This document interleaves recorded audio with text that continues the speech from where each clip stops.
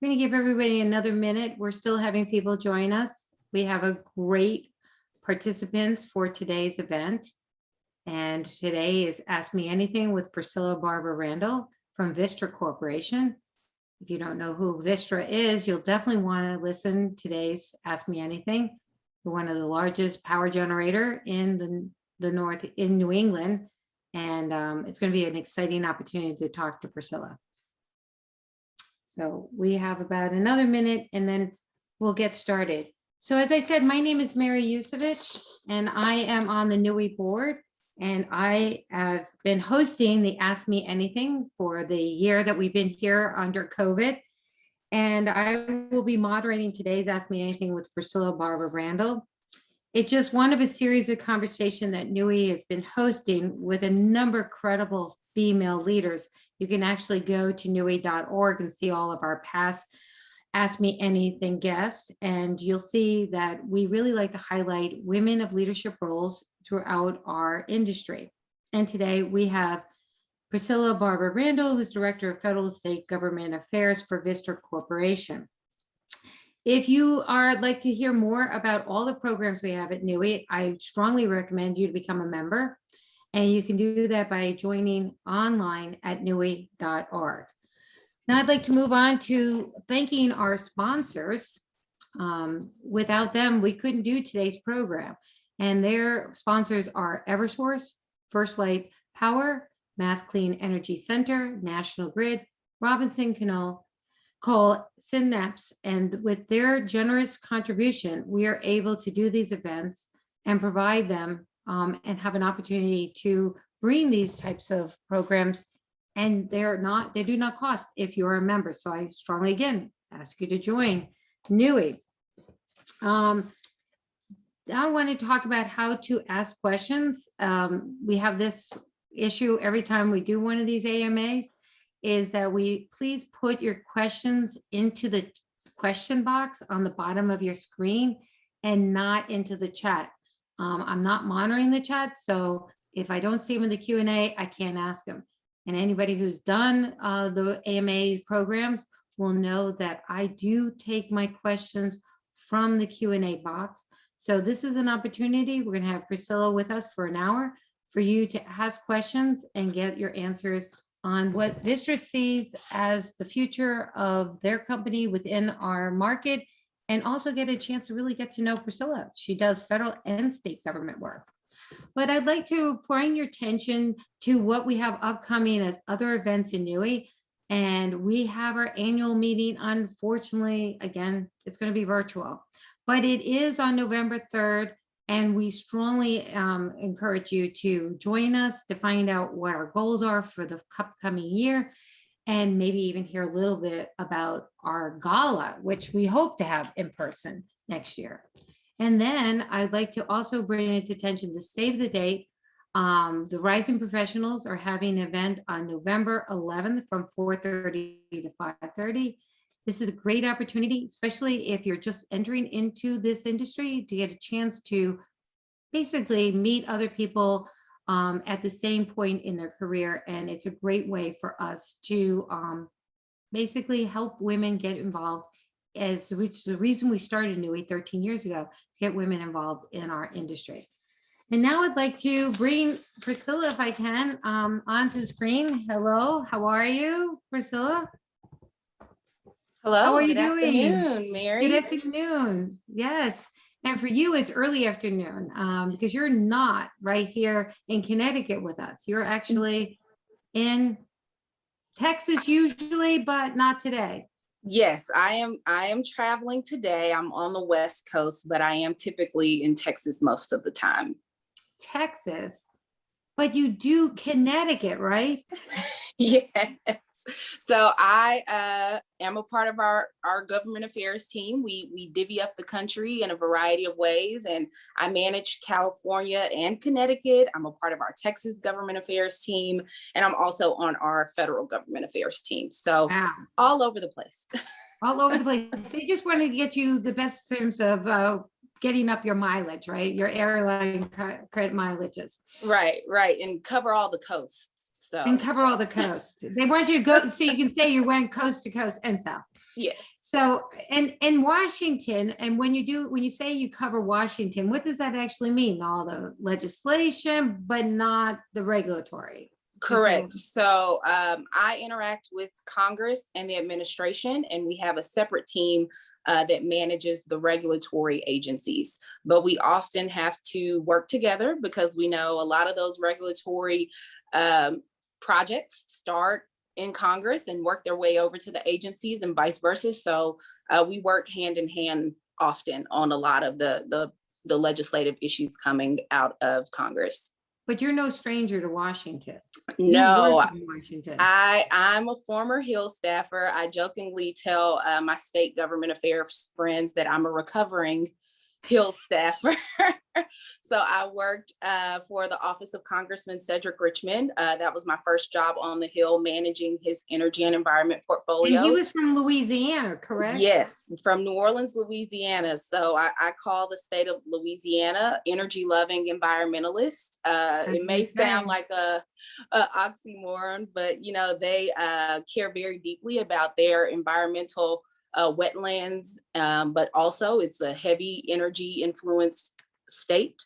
But then I moved over to the House Energy and Commerce Committee and worked on the Energy and Environment Subcommittees there. So it was a great experience because you go from working for one member and you know their district and their state and their energy and environment priorities, and then you move to a committee where we were in the minority at that time, and I worked for 19 members who were from all over the country. Well, when we get into talking more, I'd like to go back and talk to you a little bit about how diverse, how it's divided now. I worked myself in Washington, and it's a different Washington, but I want to deep dive into that. But if I can, talk a little bit about how you went from the public sector, working for a politician, to the private sector and to Vistra. How was that transition? It was an interesting transition, actually, because it wasn't my first time being exposed to Vistra. While I was in graduate school, I worked on our public policy team for one legislative session when we were a different company. So I knew a lot of my colleagues. I knew my direct manager, our senior vice president of government affairs. I knew the issues. But it was a completely new company. When I worked for the predecessor company, it was in one state. But when I joined Vistra in 2018, we had expanded to 12 states. And now we have customers in 20 states and the District of Columbia and in 2 other countries. So I was brought onto the team, a part of that growth.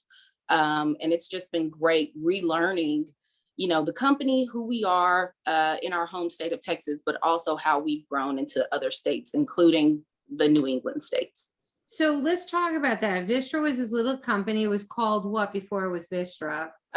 It was Energy Future Holdings, but some brands that were under that company are still alive and well today, which includes TXU Energy, which was the retail electric provider, what you all in the New England states would call a retail electric supplier, and also Luminate, which was the power generation arm of the company. So those 2 brands are still a part of Vistra, but today we also have Dynegy, we have Ambit, we have a lot of brands that we did not have before 2018.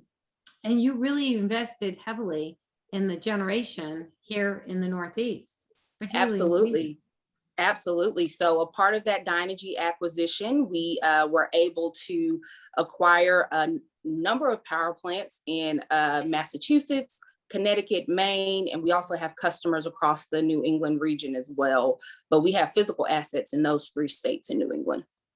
So let's talk a little bit about this. And I told you, I like to get into some of your personal, but I'd like to also just delve, now that we're talking about Vistra, the thought process behind that, getting so heavily involved in the generation. Was it seeing the fact that the drum beats are all electric everywhere you go? Our decarbonization roadmap, all electric. When you talk to people here, it's all electric. What do you think about the all electric solution for New England? I think, electrification it seems inevitable. It's a good thing. Those of us who are in the business of selling power definitely see the benefits in electrification. We also recognize that as we enhance, adding more electricity to the grid, we need to make sure that we have a reliable grid.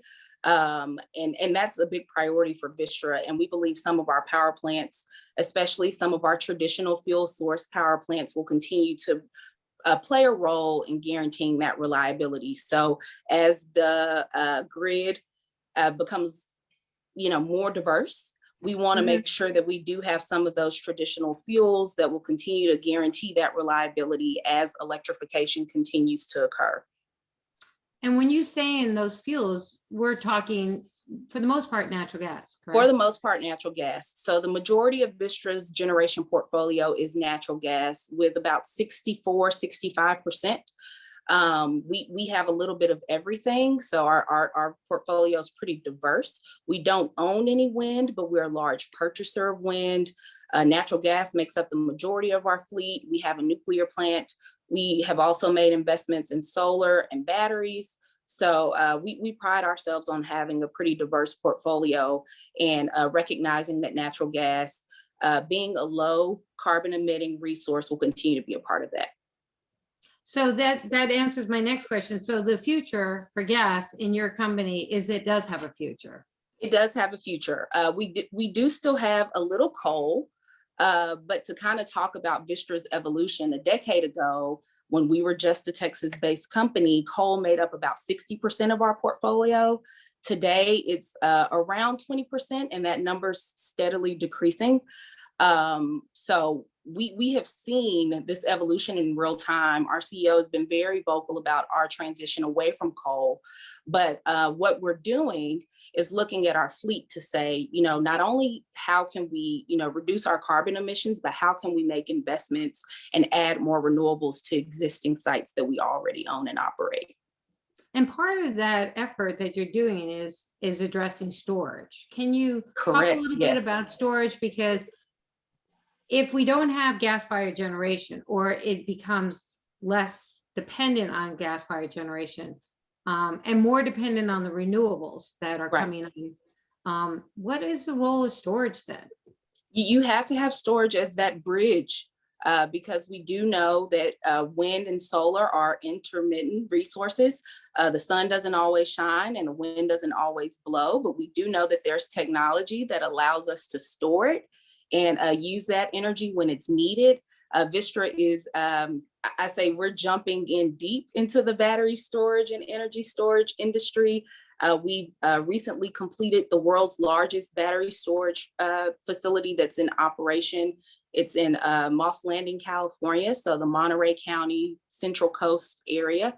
We're also proposing other battery projects in Texas, in Illinois, in California.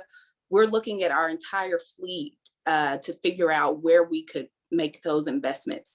But right now, we're happy to have that storage assets. It's 400 megawatts broken into two phases. So phase one is a 300 megawatt facility. Phase two is a 100 megawatt facility. And it's located on a site that we currently own and where we also operate a natural gas plant as well. So we're finding ways to, repower the assets we already own and find ways to add new technology as well. Do you see any other storage other than lithium ion battery that you're exploring in your company? Not to my knowledge. I'm not saying that that's not a possibility, but I'm only aware of our investments in lithium ion at this time. Okay, great. So let's talk a little bit about diversity, because one of the things that I think we can both agree on, just like in the portfolio of an industry, diversity makes sense. And you just said all electric. Well, it's good, but and the big but is, you need to have diversity so you can have reliability. Right. Let's talk about a little bit about how you got into this industry. We started NEWIEE, meaning a group of women got together and started NEWIEE 13 years ago because we didn't see enough women in this industry. I was wondering, what made you decide, boy, I'd love to go into energy? I mean, so, because it'd be interesting to find out why women don't usually choose this as a career path. Yeah, so funny story. I did not think I would be in this industry at all. I'm a second generation energy professional. My mother has been a woman in energy for the last 36 years. So I tell people, you know, I was born into it and actually tried to avoid it. Growing up, you know, I would go with her to her offices and attend conferences. And I would think, you know, this is kind of boring. I don't know why you enjoy this. However, I've always had a love for politics, policy, and government. So when I was in graduate school, I received a MPA. I started studying sustainable cities because it was my view that I was going to be a city manager. And I absolutely fell in love with the topic. And at that time, Vistra had an opportunity where they needed someone to come on and help during the legislative session on the policy side. And I signed up for that job and was hired. And that was kind of how I entered into the industry. I spent most of my life trying to avoid it, but you know, found my own path through government affairs and public policy as a way to enter into the industry. And then after that, that's when I went to go work on the Hill and continued on working on energy and environment issues. So I think like most people, I stumbled into this career. I had the benefit of being exposed to it prior, which I have learned it is a huge part of the problem. A lot of people don't know that jobs like ours exist. A lot of people don't know the opportunities that are out there. I was fortunate to have that exposure, but did not have much interest. So I had to find a way to create my own path. And, you know, through my love of policy and government and politics, I was able to do that and stumble into energy and environment and found a wonderful marriage between, you know, my passion and in a policy area that I had grown interested in. Well, let's talk a little bit about policy, and particularly let's focus in on Washington. There's a lot of rumbling going on in Washington. A lot, yeah. A lot of discussions. Can you kind of tell us what you see is like just fluff versus what you really see will be coming out of Washington? Because there's so much noise, and it's very hard for us in this industry to decide what is noise versus what is going to actually occur. Right. So what do you see actually, maybe if you could have a little crystal ball, we won't hold you to it, but you're there in Washington, you're a lot closer than we are. We're up here in the cold New England. So if you could tell us what you think you see the vision, especially with it being so divided down there. Yeah, I think it's hard to predict. Things are changing, I would say day by day, but it's really like hour by hour. I think, you know, there's been a lot of. Is there anything they agree on? Is there any point where you'd say, yes, everyone agrees on this?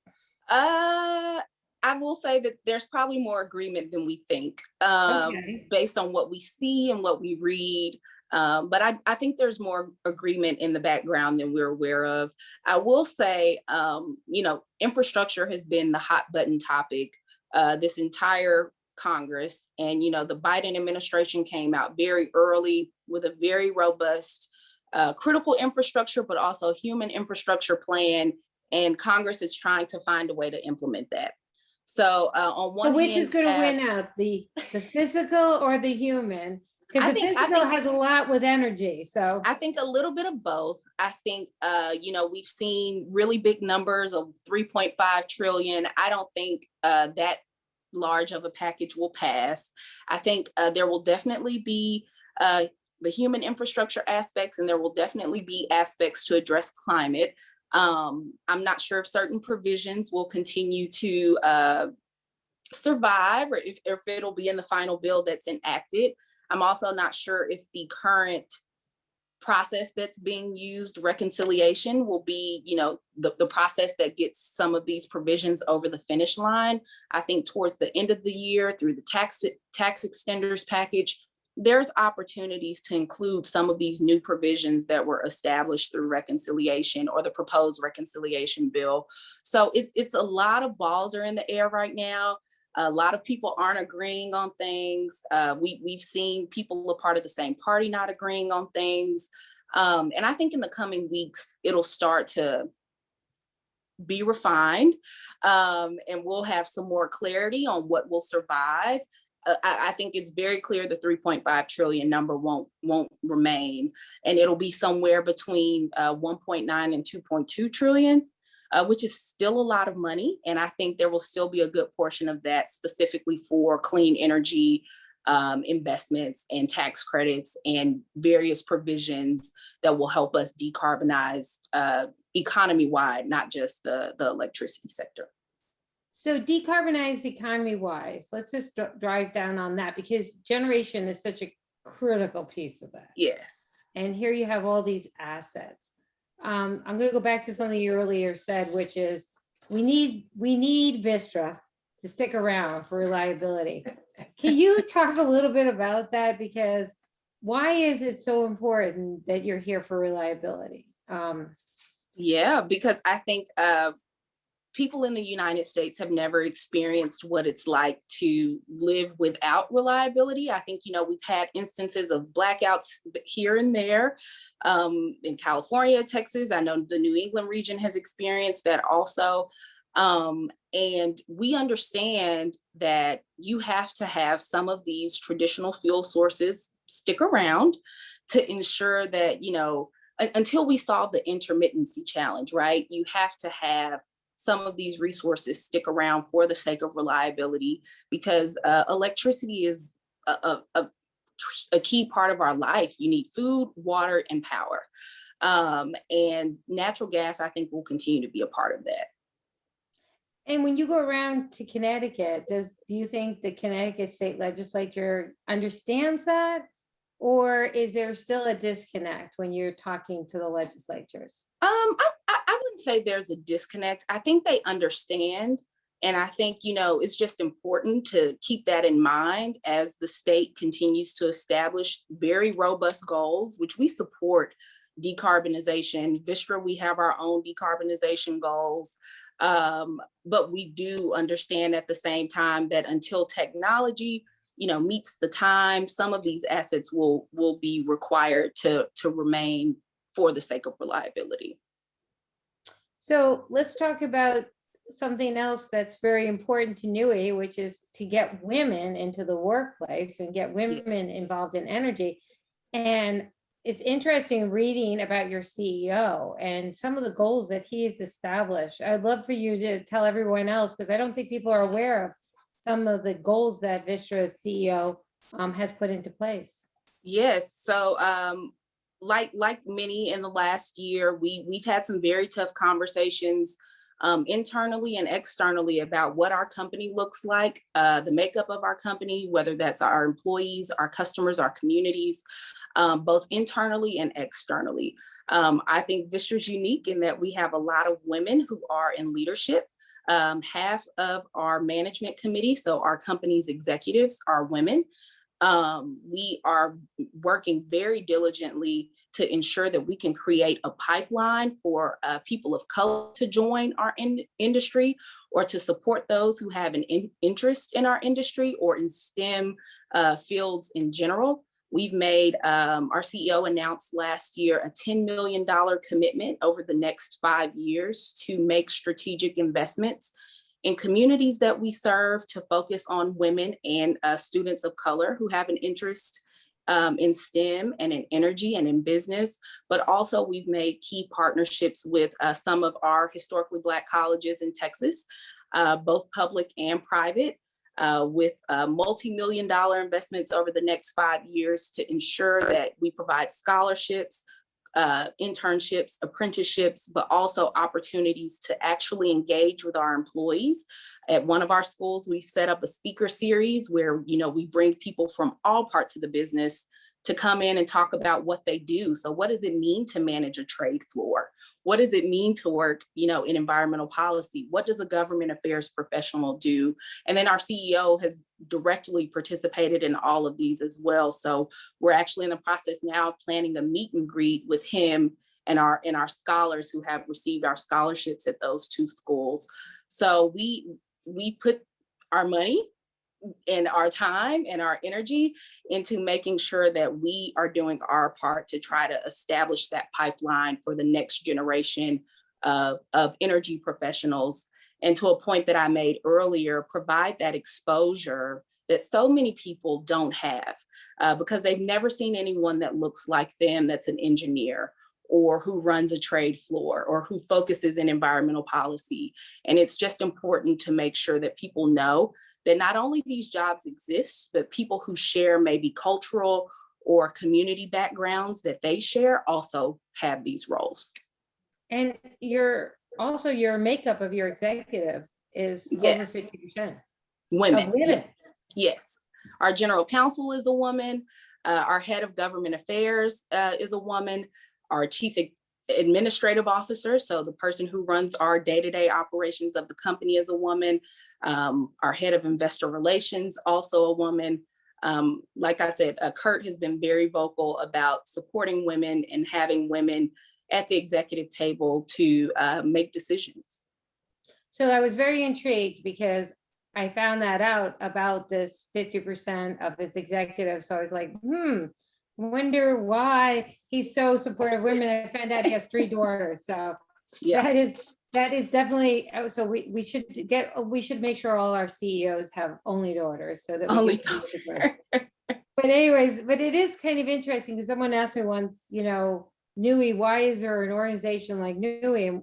And we always say, until we are 50% of the workforce in the energy and environment world, then we will need NEWIEE. So, kudos to Vistra. You've achieved, at least in your executive branch, that 50%. So and on our board as well, also, Mary, we have a women great. On our board also. Yes. That is really great. Now, going back to getting involved in government, I mean, why do you see government and policy such an interesting area of the industry? Why not something in engineering or something in sustainability, but policy development? Yeah, we've seen a lot of major shifts in our industry come from, our state legislatures, our regulatory bodies, the federal government. We're in the energy business, but we're also in the policy business too, because the decisions made there definitely affect what we're able to do and how we engage with our customers, what products we can provide in certain areas. So the energy business and policy are inextricably linked, and you have to have people engaged on the government side and the regulatory side to make sure that there's an understanding and basic education of who we are and what we do. Our legislators work very hard on a variety of issues, and energy policy is something that impacts all of us, and they make some pretty critical decisions. So policy is definitely a key part of energy, just because everything that we do is governed by policy. Our day-to-day lives are governed by policy. And of course, energy and what we are able to do in our sector is also governed by policy. Is there one policy that you're dealing with now in Connecticut that you can enlighten us as to, like, this is what makes my job so exciting? You should see this piece of legislation we're working on. Is there something right now that is really intriguing to you? Well, right now, Connecticut's not in session. So no, but I meant they do have bills. In general, yeah. Right. So we've been focused very heavily on, our retail supply brands in Connecticut. Like Vistra is a relatively new company in Connecticut, although, the companies we acquired have long histories in the state. Our CEO has been a part of companies that were in Connecticut previously. So we're on a mission to, educate people on how Vistra does business. What we believe a retail electric supplier should look like, what we think customer protection should look like and be like. So that's been the biggest issue that we've worked on in Connecticut. And it's basically been a very robust education campaign. So whether we're working with Pura or, the legislature and the Energy and Technology Committee, just being open and having conversations about, the products that we provide, the value of competition, what retail electric suppliers, the role of retail electric suppliers in consumer protections, having those conversations, which aren't always easy and they aren't always pleasant, but necessary, because we sincerely believe that customers ultimately benefit from having more options in the market. And those options are the state's actually creating markets right now. Right. So it's kind of interesting. So if you, again, trying to go down that road, if you can, I mean, we have PPAs, power purchase agreements being done on the state level for a lot of renewables, yet ISO is putting forward capacity market out there, auctioning them off to try to ensure that we have, do you see that there's going to be an issue with them going two different ways, or do you think there is a lot of coordination going on? Well, I don't want to do that. I don't want to speculate or delve too deeply into that, but I will say we have historically not supported subsidies for specific resources, sector specific or resource specific subsidies. We do believe that to maintain a robust market, you need competition, and anything that could potentially distort the market, we think could potentially be harmful. So that's been our general position overall. But I do think that going forward, the states and the ISO, they have to work in tandem in whatever happens going forward, simply because it'll impact the day-to-day lives of customers and their constituents. And that's the most important thing for them and also for us. So we've taken the general position that, whatever the state decides, we'll figure out how we can work with it. Whatever the markets determine, we'll figure out how to work with it. But overall, we do believe that there's value in competition, and introducing anything that could potentially distort that could have unintended consequences. No, I think that's very good insight, and thank you for sharing that with us. So I'd like to turn now to a little bit more about Priscilla, newlywed, I must tell everyone. She's Yes. Not even a year, right? Or just a year? So just a year. We celebrated 1 year in July. Wow. And can I tell everyone that you and I have something in common? We're both married to politicians.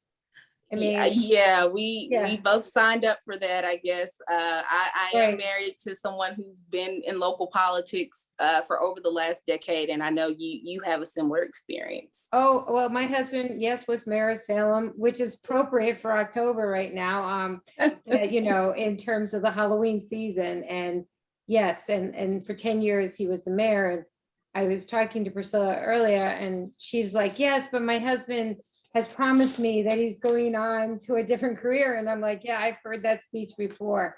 Yeah. So once a politician, always a politician. But we'll see.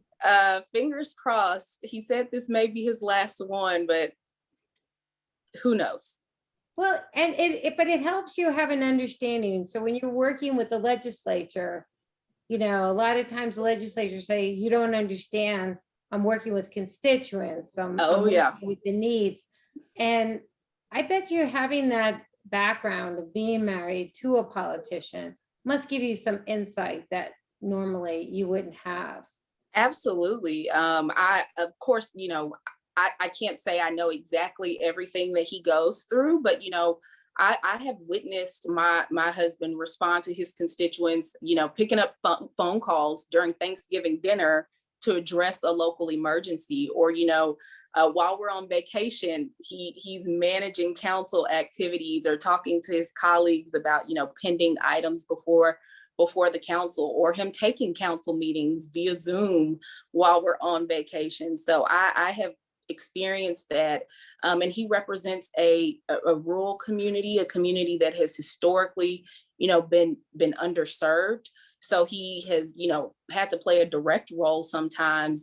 We went through Winter Storm Uri in February, and, my husband was out there with the Public Works Department turning off the water for elderly constituents, and also, making sure that the people in his neighborhood could eat and had food available after the power was out. So I have witnessed firsthand the sacrifices that he makes for his constituents, and I'm proud of him. I'm honored to witness that.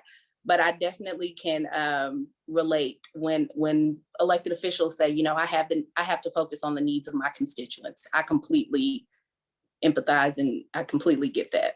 Well, let's talk about Texas a little bit, because that is your place at home. And you guys, you were the talk of town only a couple of months ago. Oh, when yeah. the lights went out. So Yes.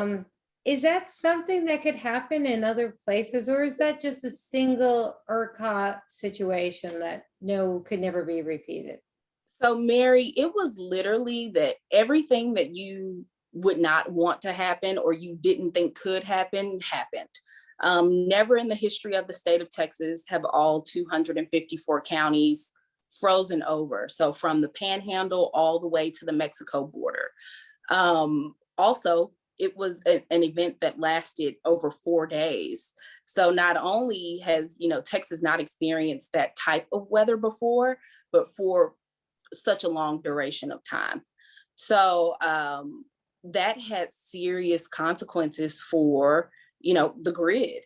And we talk about the role that generators play in providing electricity, but I think what we also learned was that, the natural gas industry has a role to play in providing electricity. And I think it was an absolute tragedy, and it was unfortunate, that so many people were without power for such a long period of time. And unfortunately, some lives were lost. But what people have learned is that, these two industries are interconnected, and there has to be communication, coordination, and also, some type of governance structure for both industries to ensure that it does not happen again. And then you have California. Yeah. So this is so diverse. You got the Northeast, so Connecticut, you got Texas. So let's talk a little bit about California, because California is kind of, people in Massachusetts, we always say, oh, California, there's first, and well, we beat them in energy efficiency, but we're constantly in competition. So what do you see California? What makes them unique? Why is there so much focus on California? Yeah, so for us, we think, California has made significant investments in renewables. They've made very clear and robust goals that have to be met in a short order when it comes to what they want the future of their generation fleet to look like throughout the state. So we believe that there's an opportunity there for batteries. That's why we're making some big investments in California.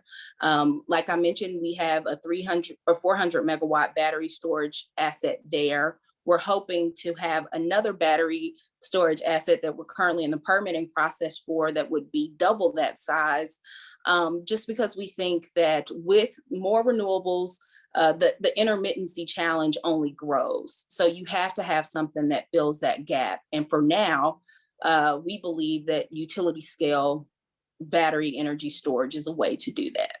So but it's exciting. I haven't heard you mention hydrogen. So hydrogen is not in there in the mix, because the administration is talking big about hydrogen. Right. For Vistra at this time, I'm not aware. I'm not privy to those conversations, but in the event that changes, I'd be happy to provide NEWIEE with you got to come back then and tell us that, oh my God, I was talking to Mary over there on NEWIEE and they raised about hydrogen. So yeah, we need to talk about that.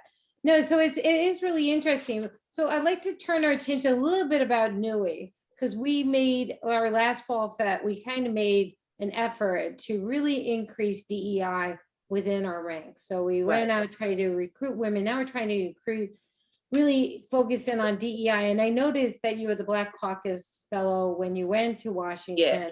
Yes. How can we get diversity in our own industry, not just with women, but women of color? So if you could be, since you were a fellow, I'm sure that you've had some thoughts on this. Yeah, I think asking that question in rooms like NEWIEE is critical. and making sure that, that not only people of color are having these conversations, right? That all people are recognizing the value in bringing diversity in thought, diversity in race, diversity in gender, diversity in geography, all to the table to have these conversations about how can we shape an industry that looks like the customers we all serve, which is the most important thing. I think exposure is important. As I mentioned before, I was a college student that just so happened to have the opportunity to work for a company that I was familiar with because I was a second generation energy professional. Not everybody will have that same story. And I think it's important to be intentional about finding people who you think could genuinely benefit from being a part of the industry and also bring their experiences to help grow our industry. So my recommendation, because believe it or not, I get this question pretty regularly, is, in addition to asking other women in the room who may not look like me, how could we be more intentional? How can we find and support and amplify the voices of women and people of color? And then also, how can we enhance that exposure? Where can we go to create that pipeline of the next generation of women energy professionals or people of color in our industry? Finding organizations that are already doing the work and supporting them. So an organization that comes to mind is like the American Association of Blacks in Energy. Is there a partnership opportunity? How can NEWIEE support an organization that already exists, that may have a chapter in the region or multiple chapters in the region, and expose, them to NEWIEE and NEWIEE to them? So that would be my recommendation. And do you see, other than that, is there other things that we can do to change the culture? Because what I've done, I have had this question to other women and women of color, and they say it's the culture. It's going into the company's culture. It's not very welcoming. And I can tell you, as a woman, I found that just going into a very male-dominated industry. So what can we do to get the organizations, the companies, to recognize that it's not just placement of people, but it's actually changing internally? And do you have any thoughts on that? Yeah, I'm actually going to borrow what our CEO has done. We've done a number of listening sessions with employees from all segments of the company, from all levels. So from entry level all the way to the most senior. He said in every single listening session, we have had a listening session focused on African-American employees. We've had listening sessions focused on our Asian American and Asian employees. We've had listening sessions focused on our veterans, and we're now participating in listening sessions focused on women. So he has sat through every single listening session and has required that members of our executive team also sit in on those listening sessions.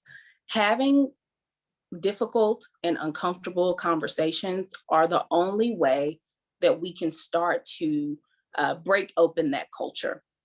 I have to say, I'm not just bragging on Vistra because I work for Vistra, but I think we are a very diverse company. I think our leadership has recognized that we do have challenges when it comes to racial diversity and upper management, and trying to figure out how to solve that.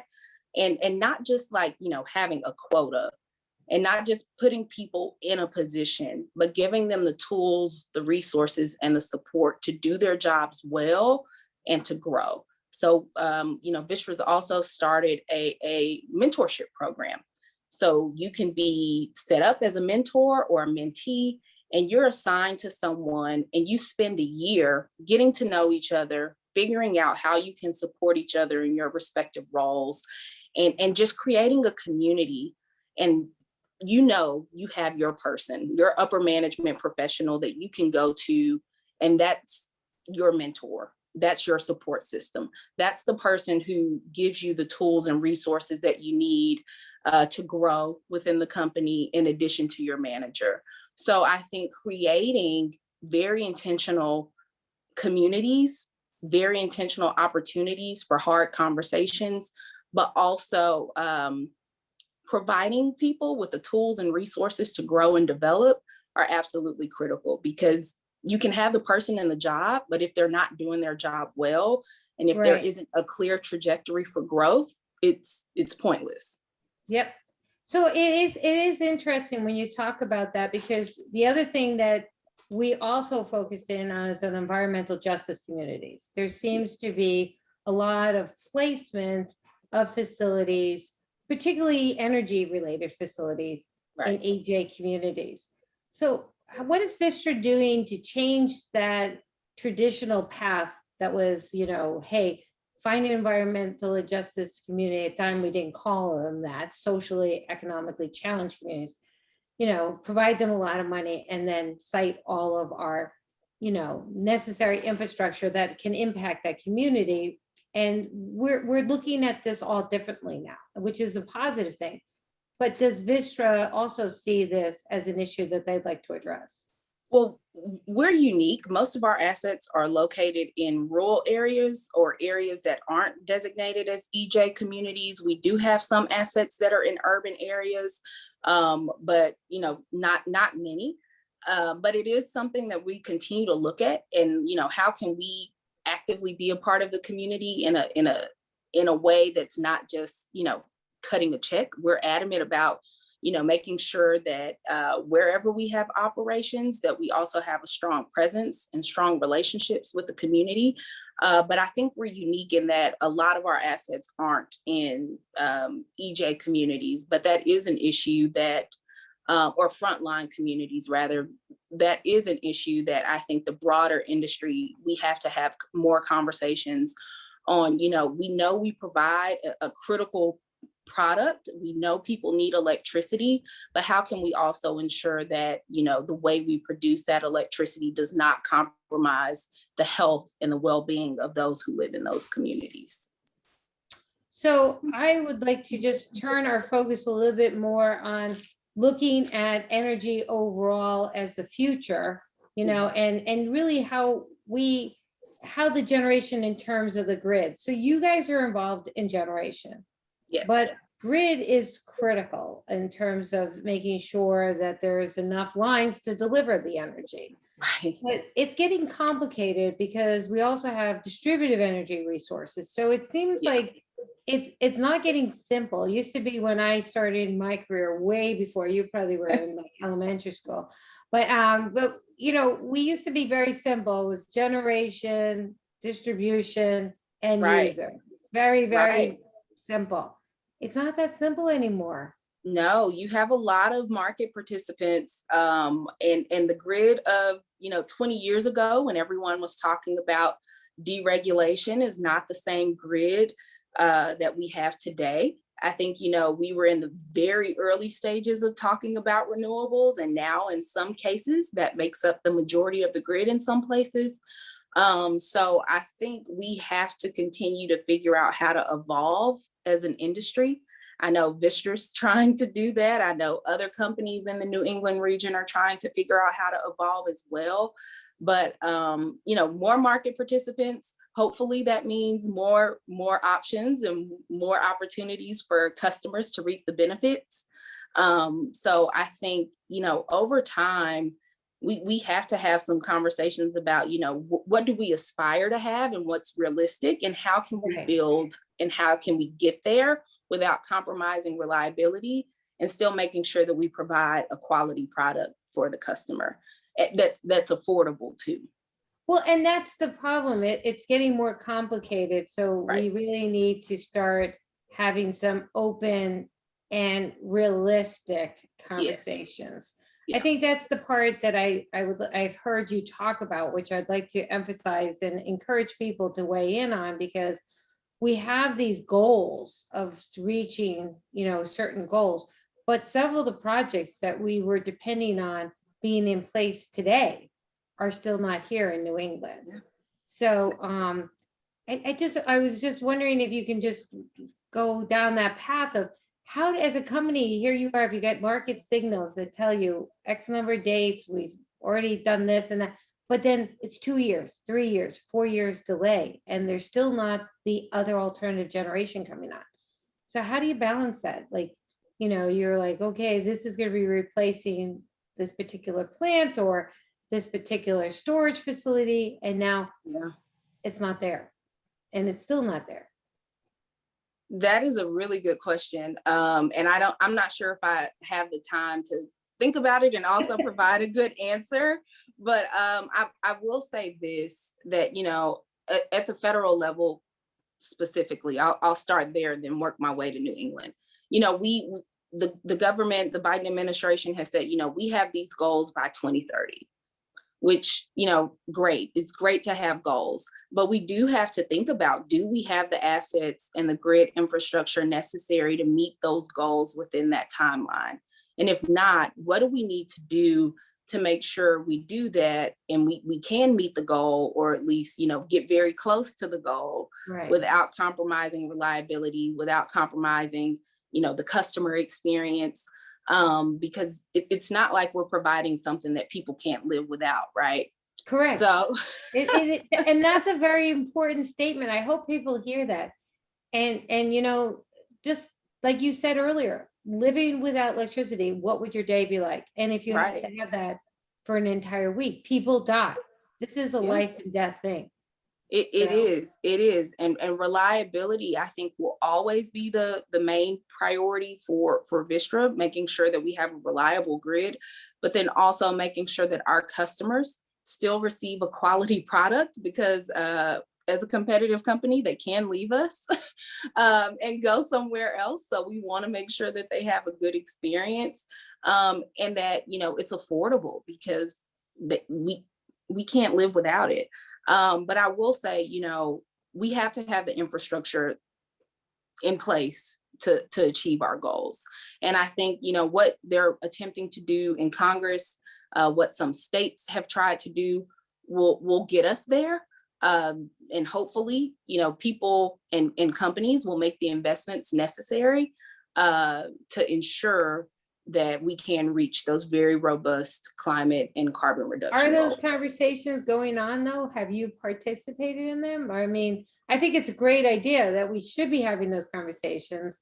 I was just wondering if anybody's enacted them. We're having the conversations, but, you know, we aren't the people who are elected or appointed to make the decisions. No, I realize that.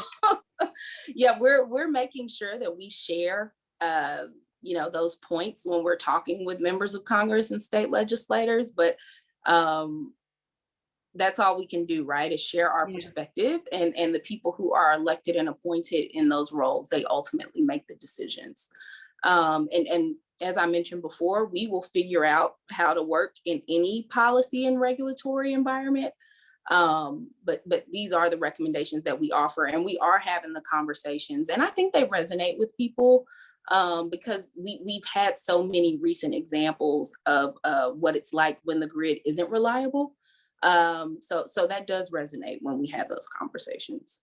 Well, I'm glad you're having the conversations. I'm glad you're in the position you are, Priscilla. I've enjoyed so much Thank you. having the chance to talk to you. And I just want you to know, after your husband re-ups for another re-election and says, well, it's just one more time, honey, just give me one more opportunity, then you can call me and say, wow, that was tremendous amount of insight. Yeah. I knew Mary kind of knew it. But I do have one more question for you that I ask of all of my, you know, guests on Ask Me Anything, which is, if you had to think of a piece of advice that someone gave you, and what was it?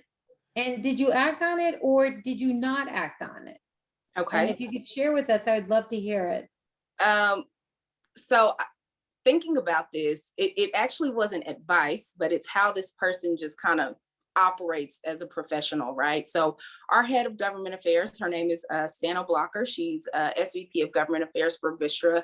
She has taught me some of the best lessons in authentic leadership and what it looks like to bring your whole self to what you do and the benefits of that. So, you know, we spend so much of our time working. 40 hours a week is your typical work week. And what we do, it's never typical. It can sometimes be a 60-hour or 70-hour work week, but you spend so much time operating in your professional role that, sometimes it's hard to segment the personal from the professional. So it's important to work in an environment where you can bring your full self, you can bring all of your experiences, and you can bring all of that authentically.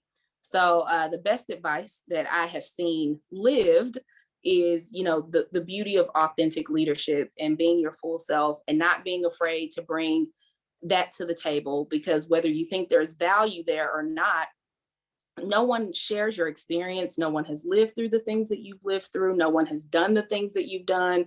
So being able to bring your full self to the table is absolutely important for your own growth and development, but also our companies benefit from that. The second thing is always finding an opportunity to share the mic with someone else. So I believe it's very important to make room for people. And if they have the knowledge and the ability to share what they know and their expertise, always create room for those people to do that. I would not be where I am if it was not for other women who saw something in me that I didn't always see in myself, and they created a space for me. So I think leading and being authentic, bringing your full self to everything that you do, creating space and sharing opportunities and sharing the mic with other people is the best advice that I can share, that I have been told and that I've seen other people live. And I think the key thing is that she's a great mentor, which brings you full circle back to what you said that Vistra does very well, which is put key women in leadership role through a mentorship. Yes. And it sounds wonderful, Priscilla, that you have benefited from such an experience at Vistra. And I want to thank you again for this great opportunity to share them with the NEWIEE family. And we really hope that, that you can join us for the Fall Fete, which is on November 3rd. Love to get you involved in the young professionals. The greatest thing about having these opportunities virtually is that we can have these conversations with you.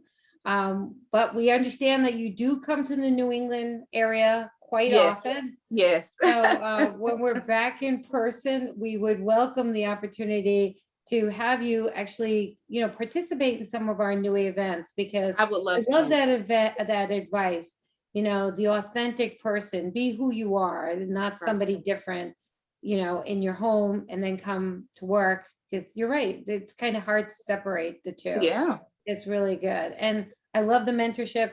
NEWIEE, since we're talking about mentor, I just want to do a little ad. NEWIEE has a mentorship program, and we run one every year. It's full this year, but we'll be starting another one for next year. We encourage, maybe we can get Priscilla, maybe you could be a mentor. I would love to. Like to be a mentor. Yeah, so I want to thank you. It's been wonderful. I hope people got a lot of insight. I just wanted to say this will be the last NEWIEE Ask Me Anything we'll have for the year. We are taking a little bit of break. We'll be back in January again with some other women in leadership roles. So please send your ideas and suggestions of other women to me, and we would love to include them in next year's event. And again, Priscilla, thank you. Enjoy your newlywed status in your marriage. You. And I look forward to seeing you at the State House in Connecticut or somewhere in New England. And I appreciate it. And you have a really nice evening. Thank you, Mary. I appreciate the opportunity. Take care. Take care. Bye-bye.